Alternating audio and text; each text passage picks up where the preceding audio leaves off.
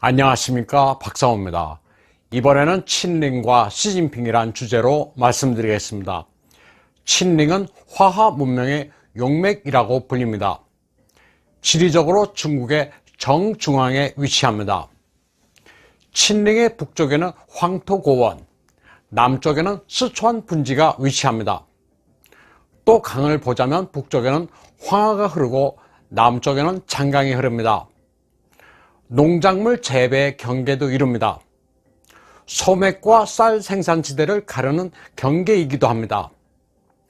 친링은 장강으로 흘러드는 한강의 발원지입니다. 동쪽으로는 화이허를 바라봅니다. 친링은 동서로 500km, 남북으로 150km 뻗어있는 산맥입니다. 친링 남북으로는 온도와 기후 지형이 모두 차이가 있습니다. 친링 화이허선은 중국 지리의 중요한 남북 분계선입니다. 친링은 중국 역사에서 중요한 군사적 방벽 역할을 해왔습니다.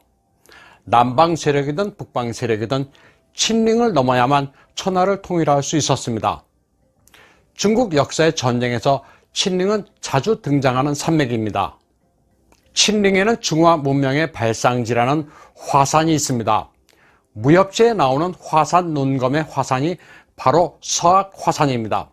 중화의 화하 문명의 화가 바로 화산에서 유래한 겁니다. 진시황이 천하를 통일하기 전 친링은 곤륜이라고 불렸습니다. 삼화천이 사기에서 친링, 천하의 큰 장벽이라고 서술한 이후 친링이란 명칭이 보급됐습니다.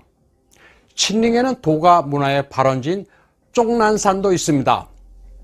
도가에서 천하 제일의 복지라 부르는 명산입니다. 친링은 서에서 동으로 산세가 가지런하고 험준한 절벽이 아주 위험이 있습니다. 친링의 주봉은 태백산으로 해발 3771.2m입니다. 이 고도는 마침 북방의 한류를 막아주는데 적당한 고도입니다. 친링의 고도가 3000m 이하라면 지금과 같은 중국의 기후 조건은 없었을 것이라고 합니다. 중국의 풍수에서 친링은 중화 용맥이라고 할 만큼 최고로 칩니다. 한나라 건국 3골 중 한 명인 장량이 만년에 은거한 친링 자백산도 여기에 있습니다. 친링이 북방의 찬 공기를 막아주는 덕택에 스촨의 풍요로움이 있습니다. 스촨은 천부지국이라고 해서 물산이 아주 풍부한 지역입니다.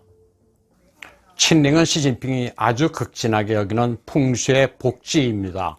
공안부 부부장 순유진이 체포되고 사법부장 후정화가 낙마했을 때 시진핑은 바로 친링 산맥 동단의 뉴베이량 국가급 자연보호구를 시찰했습니다. 시진핑은 항상 표면적으로는 공산주의 사상을 강조하지만 풍수를 상당히 신봉합니다. 친링 일대의 이 지역 고관들이 호화 별장을 짓자 2018년 7월에 이를 강제 철거한 적도 있습니다. 당시 상당수의 고관 대작들이 낙마했습니다. 호화 별장 강제 철거 사건은 겉으로는 자연생태 보호 차원이지만 사실은 풍수와 관계가 있습니다. 친링은 섬서성 남부에 있습니다. 섬서성은 시진핑의 조적, 즉 조상의 본적입니다. 시진핑은 일찍이 섬서성 예난에서 7년을 보냈고 그의 부친 시중신의 연고지이기도 합니다. 중국 공산당은 표면적으로는 무신론자로 미신을 배격한다고 하지만 사실은 그렇지 않습니다.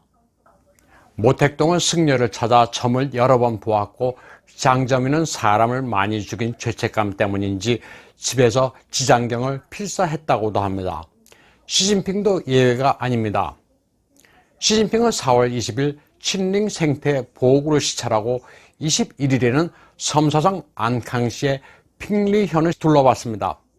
핑리는 지명부터가 한자로 시진핑에게 이롭다고 해석됩니다.